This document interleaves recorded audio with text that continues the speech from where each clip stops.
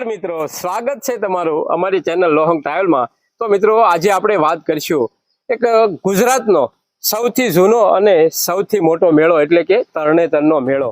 મિત્રો, આપણે તરણેતરના મેળાની વાત કરીએ તો આપણી લોક સંસ્કૃતિની એક ઝાંખી કરાવતો મેળો પણ કહી શકાય છે।